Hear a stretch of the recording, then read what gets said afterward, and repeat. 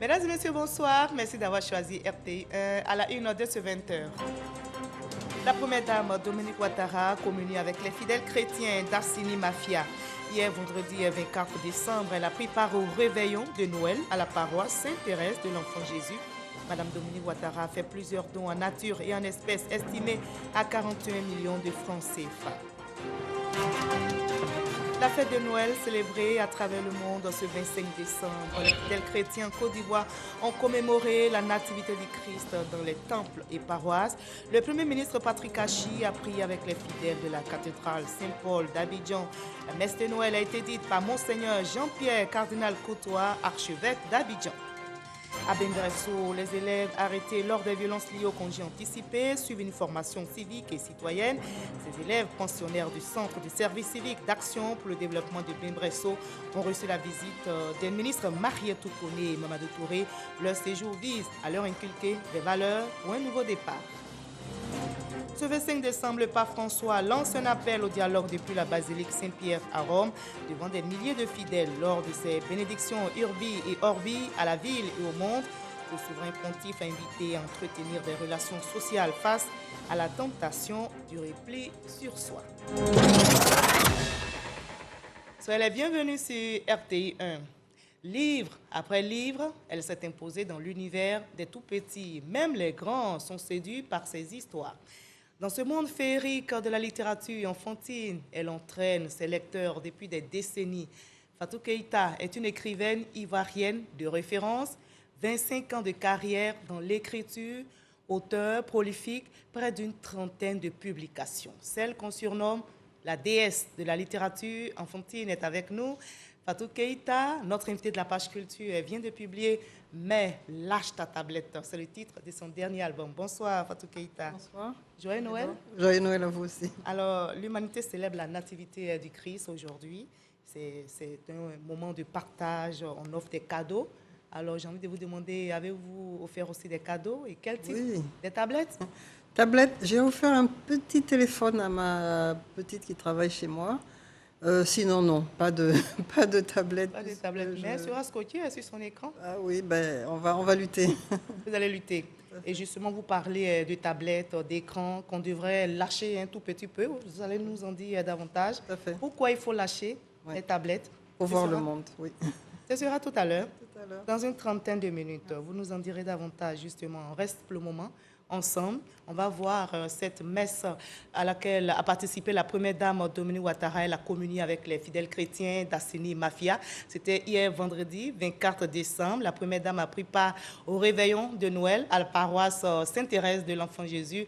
Madame Dominique Ouattara a fait plusieurs dons en nature et en espèces estimés à 41 millions de francs CFA. Viviane Naïmen depuis Assini Mafia.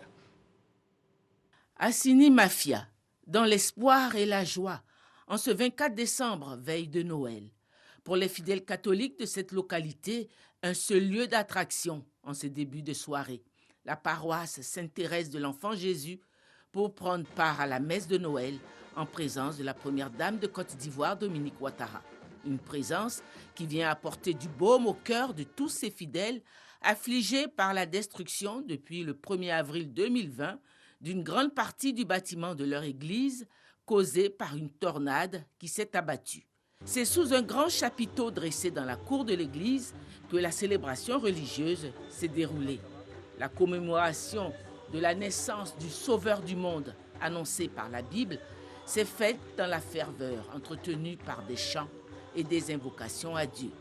Le prophète Isaïe annonce une grande joie, fondée non pas sur une illusion, mais sur un fait réel. Il dit, « Le peuple qui marchait dans les ténèbres a vu s'élever une grande lumière. » Car Dieu intervient en ce moment précis dans son histoire en le libérant du joug de l'esclavage et du fardeau de ses propres péchés. Au cœur donc de cette bonne nouvelle que nous vivons ce soir, se trouve ce message. Cet enfant qui vient de naître est le prince de la paix. Frères et sœurs, dans un monde où l'homme exhibe à tout moment des armes de combat et des morts. Dans un monde où la guerre plane sur des peuples entiers, au point que le pape François parle de l'avènement d'une troisième guerre mondiale, d'une guerre mondiale éclatée en plusieurs continents et en plusieurs pays, nous avons réellement besoin de ce prince de paix par excellence. Également, le dépôt d'un bouquet de roses à la grotte mariale et une prière pour dire merci à l'auguste mère du Sauveur, la Vierge Marie. Noël, c'est aussi le temps des cadeaux. Des dons en nature et en espèces d'une valeur totale de 41 millions de francs ont été offerts à la paroisse et à la population par la première dame de Côte d'Ivoire, ainsi qu'une importante annonce qui est venue réjouir les cœurs. Madame la première dame a compris votre requête, à savoir la réhabilitation de l'Église. Elle sait que c'est un sujet qui vous tient à cœur et qui lui tient à cœur elle également, puisque chaque année elle vient prier ici avec vous, c'est son village. Et elle m'a chargé de vous dire qu'elle va s'impliquer personnellement pour trouver les solutions. Des présents ont également été offerts à la première dame par la paroisse ainsi que par le roi Nana Aoulaye Fian Mossou V et sa cour. Assini Mafia voit sa prière exaucée. Ce Noël 2021 restera longtemps gravé dans la mémoire collective de ses habitants. Nous sommes le 25 décembre aujourd'hui, jour de la fête de Noël célébrée à travers le monde. Les fidèles chrétiens en Côte d'Ivoire ont commémoré la nativité du Christ dans les temples et paroisses. Le Premier ministre Patrick Kachi a aussi prié avec les fidèles de la cathédrale Saint-Paul d'Abidjan. La messe de Noël a été dite par Monseigneur Jean-Pierre Cardinal Cotois, archevêque d'Abidjan. Témoignage signé Patricia Omouetia. Ce samedi matin, messe du jour de Noël dans la cathédrale Saint-Paul d'Abidjan. Monseigneur Jean-Pierre Cardinal Cotois, archevêque d'Abidjan, a livré un plaidoyer sur l'humilité, la paix et les personnes vulnérables. Plusieurs fidèles ont assisté à cette célébration, notamment le chef du gouvernement, le Premier ministre Patrick Kachi. Dans son homélie, l'archevêque d'Abidjan a invité les fidèles à redécouvrir les petites choses de la vie, appelant l'Église à être pauvre et fraternelle et en mettant en garde contre l'indifférence face à la pauvreté. Frères et sœurs, ce constat d'un monde fermé sur lui-même appelle nécessairement à s'ouvrir, à aller vers l'autre, à accepter la main tendue pour nous sauver.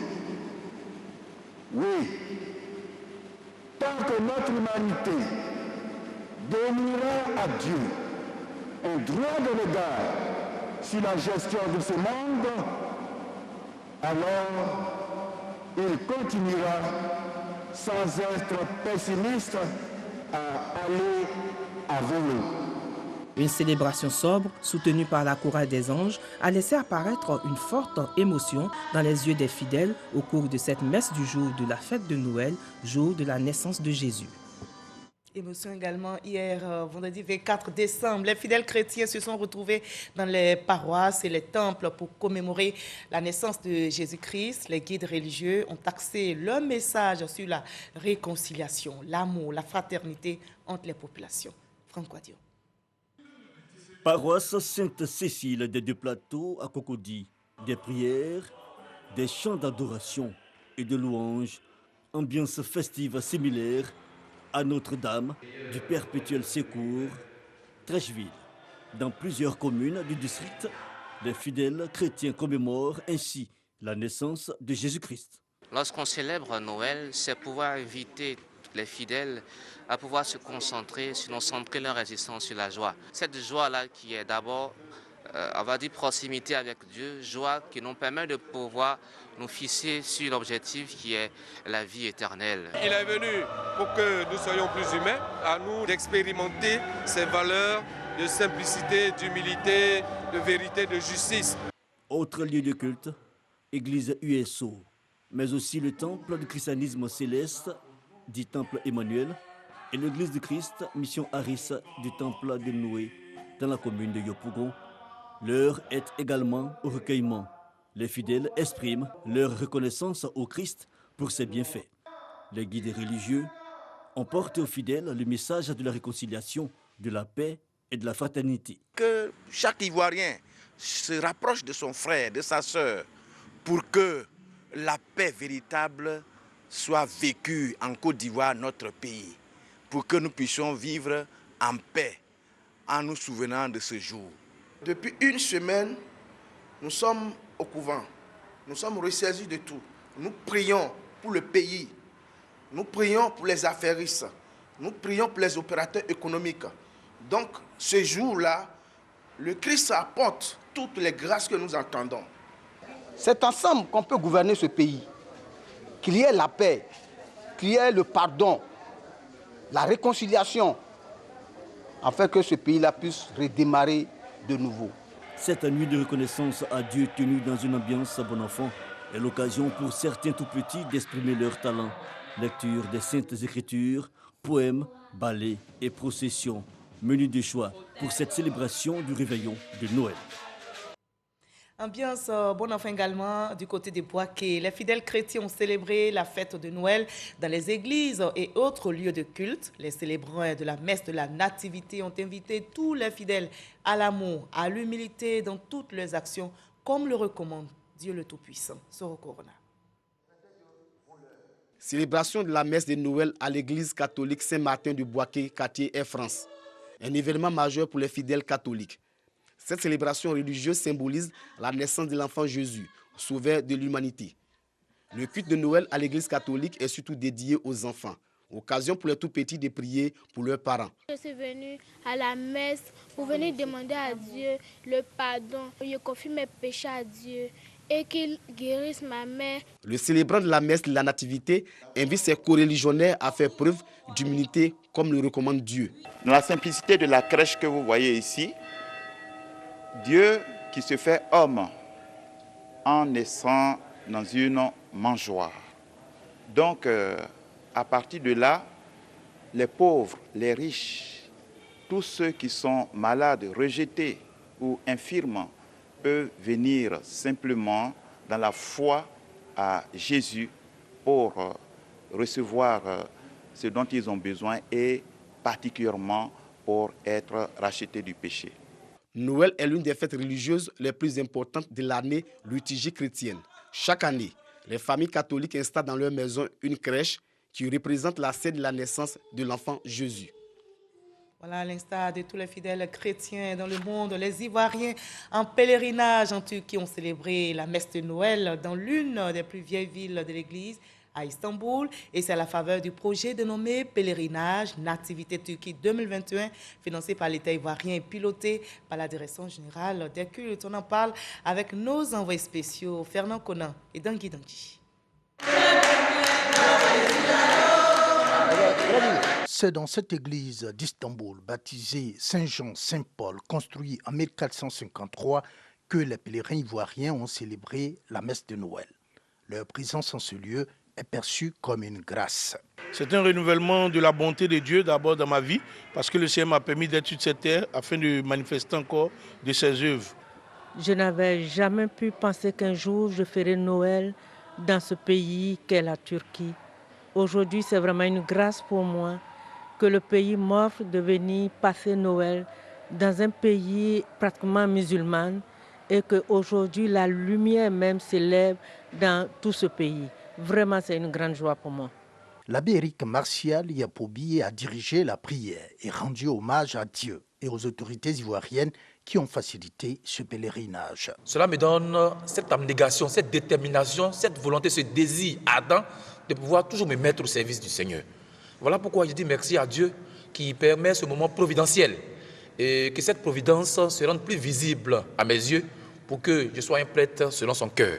Avant la messe de Noël, de nombreux sites historiques en Turquie où les premiers chrétiens ont laissé leurs empreintes ont été également visités par les pèlerins ivoiriens. Et ce 25 décembre, jour de célébration de la fête de Noël, le pape François lance un appel au dialogue depuis la basilique Saint-Pierre à Rome, devant des milliers de fidèles rassemblés au Vatican. Malgré la pluie, le souverain pontife a prononcé ses bénédictions, Urbi et Orbi, à la ville et au monde. Il invite à entretenir des relations sociales face à la tentation du repli sur soi. Le pape François a exprimé sa solidarité pour les malades du Covid-19. Il a évoqué de nombreux pays du monde comme la Syrie, le Yémen, l'Ukraine, enlisés dans des conflits. Enfin, le pape François a prié pour les femmes et les enfants victimes d'abus ainsi que pour tous les migrants. Pendant ces festivités, les maisons sont illuminées, les rues, vous l'avez vu, sont décorées et scintillent.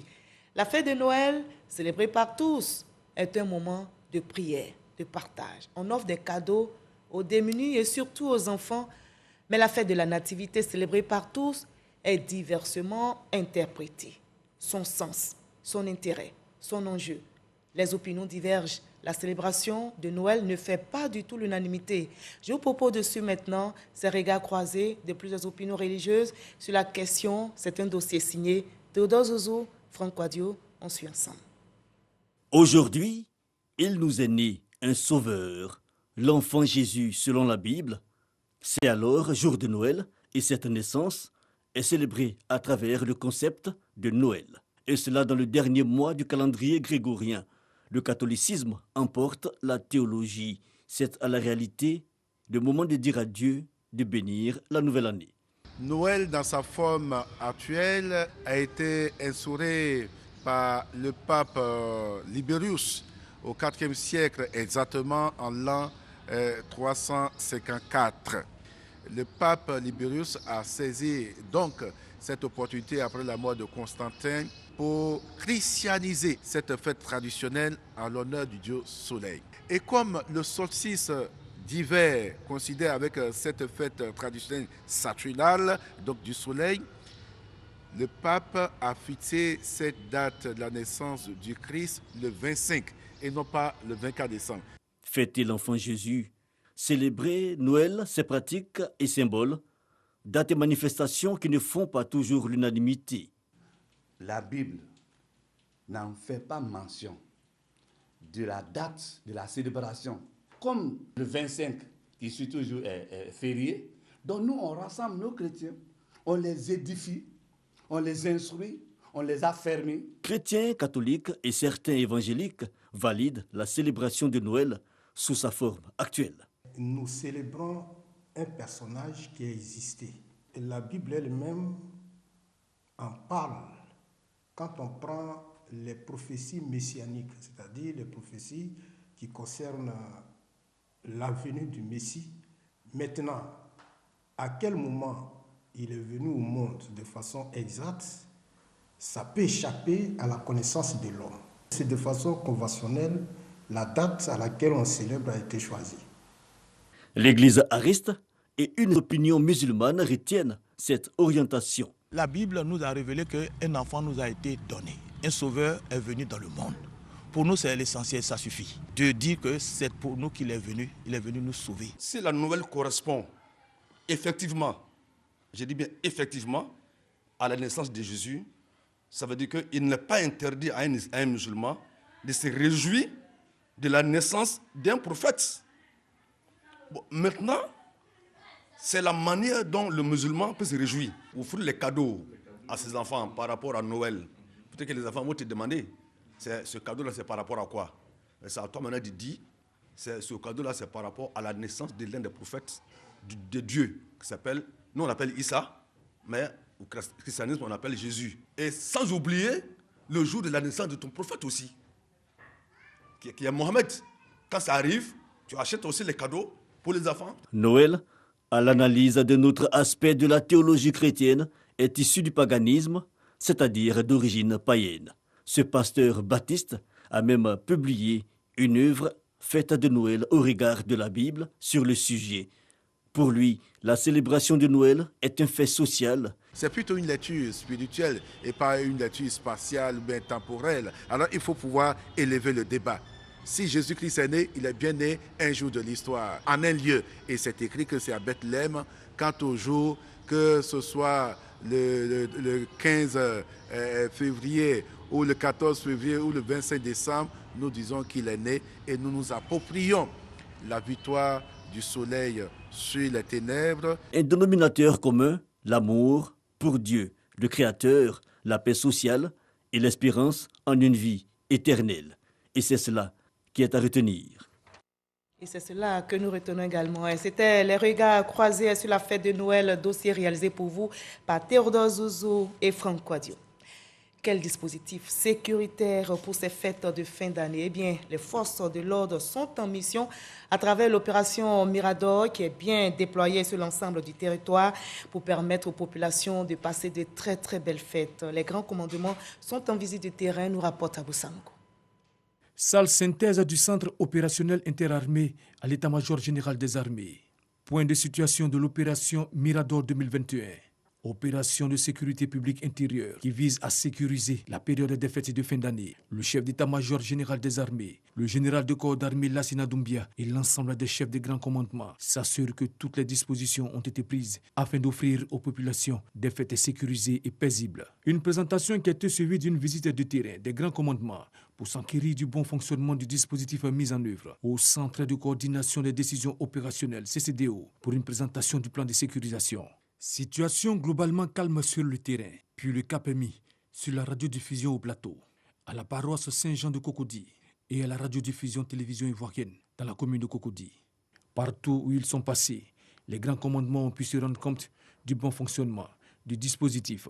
Je peux déjà affirmer que la situation reste sous contrôle. Nous pensons que les fêtes pourront se dérouler dans une ambiance de sécurité. Je voudrais rassurer les populations ivoiriennes que toutes les dispositions sont prises pour qu'elles puissent vaquer tranquillement à leurs activités. Activités religieuses, activités festives ou tout ce qui est lié aux courses, lié aux événements à venir. L'opération met en première ligne les forces de première catégorie, à savoir la police et la gendarmerie. Quant aux militaires, ils assurent la veille aux frontières en plus d'appuyer les forces de sécurité. La menace terroriste aujourd'hui est prégnante. Cette menace se caractérise par son imprévisibilité. Dès lors, vous ne pouvez parler de sécurité à 100%, mais je peux rassurer les Ivoiriens sur la disponibilité des forces à leur apporter de l'appui nécessaire en cas de besoin. Ce sont environ 17 000 hommes issus de la police, de la gendarmerie et des armées qui sont déployés sur une période de 23 jours, soit du 15 décembre 2021 au 6 janvier 2022. Et un plan de sécurisation est bien en marche. Nous prenons à présent la direction de San Pedro où les populations ont célébré le réveillon de Noël dans la tranquillité, grâce bien sûr aux forces de défense et de sécurité qui étaient bien présentes sur les différents lieux de rassemblement. Sam Konan pour le reportage. Célébration du réveillon de Noël à San Pedro. Les forces de défense et de sécurité ont permis aux Pétrusiens de passer une soirée en toute tranquillité à travers des dispositifs de sécurité mis en place devant les lieux de culte, les maquis et bars, dans les quartiers comme le Grand Bardo. Également des agents commis pour réguler la circulation sur les grands carrefours. Au niveau des deux corridors, le dispositif a été renforcé. C'est donc pour s'assurer du bon fonctionnement de tout ce dispositif sécuritaire à ces fêtes de fin d'année que les commandants des différentes unités basées à San Pedro ont sillonné toute la ville. De l'église méthodiste unie de la cité à la cathédrale Saint-Pierre, en passant par l'église des Assemblées des Dieux de Seweke, les deux corridors, la rue des Maquis au lac, tout est rassurant. Vraiment, nous-mêmes, on est contents. On est tellement contents qu'ils sont là pour sécurité en ville. Bon, avant, on avait peur, mais comme ils sont là pour sécurité, vraiment, on est contents. Vraiment, bonne fête à nous tous. Que Dieu bénisse la Côte d'Ivoire. Un point est fait au terme de cette tournée aux environs de 4 h du matin. Nous constatons que tous les postes d'observation sont tenus, les différentes églises sont sécurisées, les maquis, bars, restaurants sont sécurisés, bondés de monde. Nos concitoyens fêtent en toute quiétude et en toute sécurité. Le dispositif mis en place marche parfaitement. Les hommes sont à leur poste, et la vigilance est de mise. On peut compter sur la cohabitation des différentes forces sur le terrain. Bien sûr que le dispositif sera amélioré, il faut toujours chercher à faire plus. On va créer de nouveaux postes de contrôle et on aura un peu plus de personnel sur le terrain qu'aujourd'hui pour réussir la traversée 2021 à 2022. On note dans l'ensemble que rien n'a été signalé au cours de ces réveillons de Noël à San Pedro. Voilà, les hommes en tenue sont aussi à leur poste dans la région de Gbeke où l'opération Mirador est bien en place. Les forces de l'ordre sécurisent très bien la région de Gbeke pour permettre aux populations de passer de très belles fêtes de fin d'année. On en sait plus avec notre reporter Soro Corona. Place d'armes de la préfecture de police de Bouaké. Il est 19h45. Le commandant de la 3e région militaire et le préfet de police donnent les dernières instructions aux troupes avant leur déploiement pour la sécurisation du réveillon de Noël. Ce rassemblement des éléments de l'armée, de la gendarmerie et la police nationale marque ainsi le lancement officiel de l'opération Mirador dans la région de Gbeke. Un dispositif sécuritaire de l'état-major des armées qui vise à sécuriser la période des fêtes de fin d'année partout en Côte d'Ivoire. Nous devons faire en sorte que les populations vaquent à leurs occupations. Les populations fêtent normalement aujourd'hui jusqu'au 31. Je voudrais à cet effet vous demander d'être professionnels comme vous l'avez toujours été, de faire en sorte que tout fait, même minime, soit rapporté à la hiérarchie. À Bouaké, dans le cadre de l'opération Mirador 2021, l'accent est mis sur les agglomérations, les voies de communication interurbaines et les sites stratégiques de la commune. Les espaces de réjouissance, les lieux de culte et de grands rassemblements ainsi que les sites d'attraction sont investis par les éléments des forces de défense et de sécurité. Les responsables des FDS exhortent la population à la collaboration avec les forces engagées pour optimiser la lutte contre la délinquance, la criminalité et la veille antiterrorisme. Sur le territoire national, ce sont environ 17 000 soldats qui sont mobilisés jusqu'au 6 janvier 2022 dans le cadre de l'opération Mirador 2021. Du côté de Bembresso, les élèves arrêtés lors des violences liées au congé anticipé suivent une formation civique et citoyenne. Ces élèves pensionnaires du Centre de service civique d'action pour le développement de Bembresso ont reçu la visite des ministres Marietou Kone et Mamadou Touré. Le séjour vise à leur inculquer des valeurs pour un nouveau départ. Ils sont au nombre de 70, dont 3 filles. Des élèves présumés auteurs des violences enregistrées récemment dans les établissements scolaires dans certaines localités de la Côte d'Ivoire. Ici à Bembresso, au sein du Centre civique d'action pour le développement, ces pensionnaires en vacances de resocialisation passent leur journée en formation civique et activités sportives.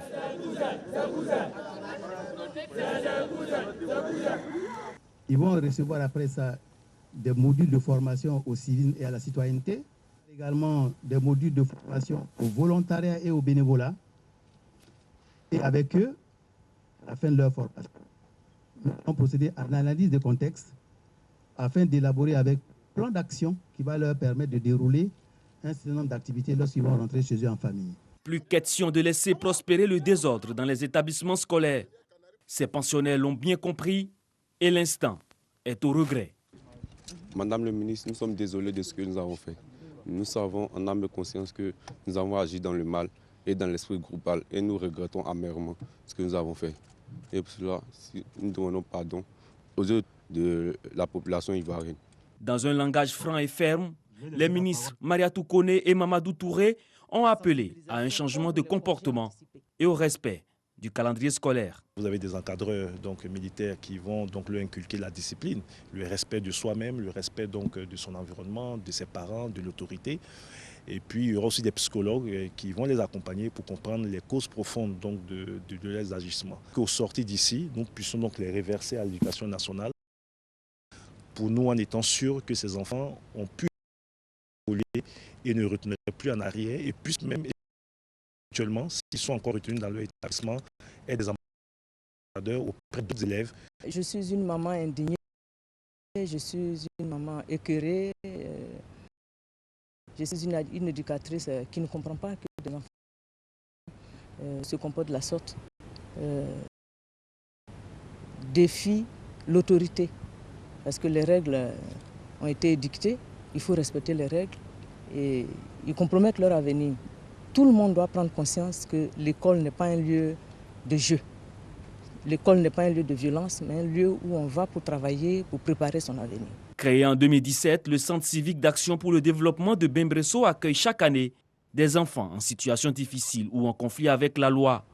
Et c'est un nouveau départ et une nouvelle vie qui commence pour ces pensionnaires. Reportage réalisé pour vous par Godefroy Okambawa. Et en cette période de fête, on reste soudés et mobilisés contre le coronavirus.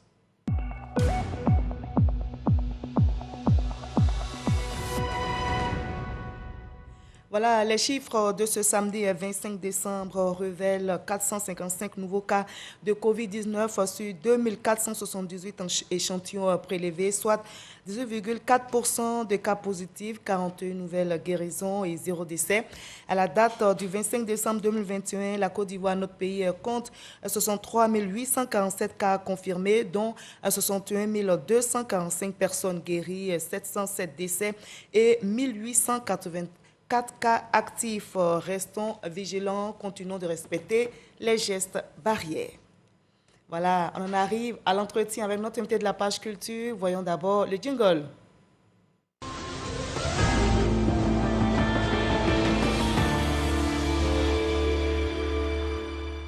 Et je vous retrouve avec plaisir, Fatou Keïta. Mais lâche ta tablette. C'est presque un ordre que vous nous donnez. Vous donnez un ordre à vos lecteurs à travers ce titre. C'est même pas « mais lâche ta tablette », c'est « mais lâche ta tablette ». Mais lâche ta tablette avec un point d'exclamation. Voilà. Très vite. Et maintenant? Oui. Pourquoi? Parce qu'on en a marre un peu d'être envahi par ces téléphones qui prennent le temps de tout. C'est-à-dire on ne peut plus discuter, on ne peut plus sortir, on ne peut plus être ensemble sans que ce petit instrument magique, il faut le dire, ne soit là. Mais vous en avez offert à votre enfant? Oui, oui, j'en ai offert. Mais on surveille. Vous surveillez. Alors, nous allons suivre un peu l'histoire de cette tablette bien illustrée dans votre album que nous résume Serge Pas comme Didi et Patricia Omoueti. On va suivre ensemble et on en reparle tout de suite. C'est la fête de Noël. Les enfants, comme de coutume, reçoivent des cadeaux. En vogue, les tablettes de jeu font partie des cadeaux les plus prisés. Je veux une tablette parce que je apprends à lire, faire les calculs, de trouver les mots en syllabes. Je suis père d'une fille de 9 ans qui est en classe de CM1. Franchement, j'ai opté pour la tablette éducative. Plus jamais de cadeaux à caractère un peu violent. Voilà, il faut donner une culture éducative à nos enfants et puis vraiment les amener à apprendre. On peut offrir les tablettes éducatives. Les enfants apprennent beaucoup de choses. Il y a la mathématique, il y a la lecture, en tout cas il y a tout dans la tablette. L'œuvre de Fatou Keïta intitulée « Lâche ta tablette » parle des conséquences sur le développement de l'enfant et la rupture des liens avec la société. « Lâche ta tablette » est l'histoire du petit Ibrahim, ivoirien résidant à Lille. En vacances avec sa mère en Côte d'Ivoire, précisément dans son village natal, Ibrahim préfère sa tablette que la compagnie de ses cousins Tidou et Marion, heureux de le revoir. Agacé, sa mère lui arrache sa tablette afin que ses cousins lui fassent découvrir son village. Séduit, Ibrahim immortalise le beau paysage de son village et, de retour en Europe, il est fier de montrer à ses amis les images de son séjour en Côte d'Ivoire. Alors Fatou Keïta, il y a des parents qui ont offert des tablettes, tablettes éducatives. Qu'en pensez-vous? Ah non, mais c'est une bonne chose. On ne peut pas supprimer les tablettes. C'est pas du tout ce que je dis. Ce que je dis, c'est qu'il ne faut pas que les enfants soient uniquement focalisés sur ce petit appareil-là et qu'ils oublient la vie, qu'ils oublient de sourire, qu'ils oublient ce qui les entoure. C'est ça qui est dangereux. Il faut juste s'en débarrasser un tout petit peu. Un tout petit peu, c'est-à-dire, oui. Alors, on va en arriver à Ibrahim, notre héros de ce livre, de cet ouvrage. Alors, comment expliquez-vous cet attachement du petit Ibrahim à sa tablette? Ibrahim qui est venu de la France avec sa mère pour des vacances en Afrique. C'est ça. Oh, ben, Ibrahim, il fait comme tout le monde, hein. Il fait comme ses parents. Certainement que ses parents aussi manipulent à tout va leur téléphone. Il fait comme tout le monde, il fait comme ses camarades, etc. Et maintenant, il arrive dans un milieu où la tablette est beaucoup moins utilisée et même pas du tout. Et là, il est un peu perdu. Et ses cousins ne comprennent pas non plus qu'il soit toujours là-dedans. Il a du mal à s'en passer. Il a du mal à s'en débarrasser, ça devient une addiction. Donc certainement qu'il a copié ses parents. Peut-être. Certainement. Alors, quelles sont les conséquences de cette addiction? On a envie de dire une addiction à Internet, selon vous, et sur les enfants et même les adultes. Mais c'est la perte de la réalité, des rapports, des vrais rapports humains. C'est vrai que, je ne dis pas que la tablette, le téléphone, c'est à bannir, etc. C'est l'abus. C'est l'abus qui est difficile. Quand vous êtes à table et que les enfants sont avec leur tablette, ou que vous appelez, à table, et personne n'entend parce que chacun est dans son univers fermé sur Internet. Et même les études aussi, ça peut impacter le rendement. Ça impacte, oui, puisqu'ils dorment tard, très tard. Et puis voilà, donc l'un dans l'autre, ça peut être nocif. Il y a la responsabilité des parents, vous l'avez dit. Oui, tout à fait. Et comment y remédier?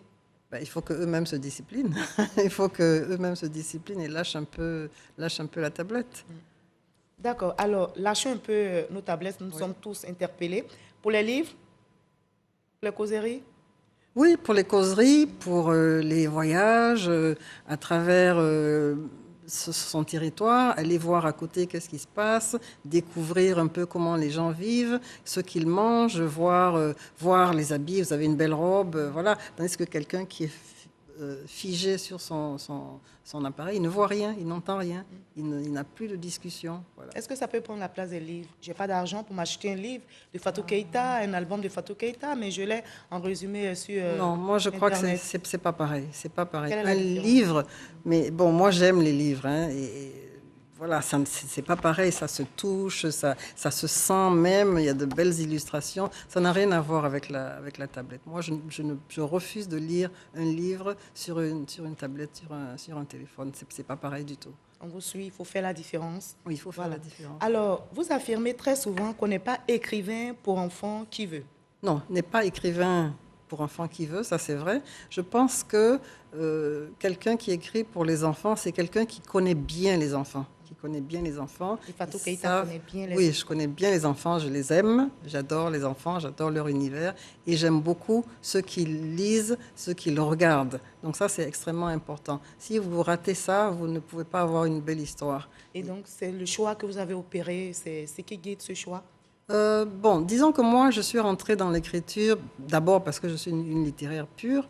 Et puis, quand je suis arrivée dans l'écriture, il y a déjà 25 ans de cela, il y avait très peu de livres où on voyait des personnages africains, des personnages noirs. Et ça, c'était pour moi mon cheval de bataille.